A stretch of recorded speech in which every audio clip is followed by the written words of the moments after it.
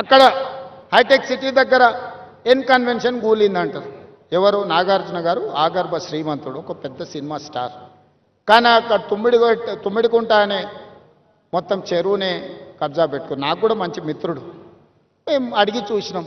వారు కొంచెం వారికి ఉన్న పాత సావాసం, పాత మిత్రుల వల్ల కొంత ఆలోచన చేసిండు.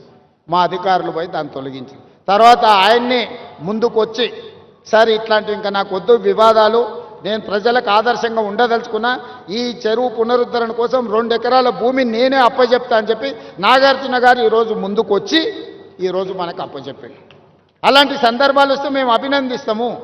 సున్నం చెరువు దగ్గర ఎవడో అమాయకులను చేసి అమ్ముకుంటే, చెరువు మధ్యలో వాళ్ళు నిర్మించుకుంటే తొలగించమని ఎన్నిసార్లు చెప్పినా తొలగించకపోతే మనం తొలగించాల్సి వస్తుంది.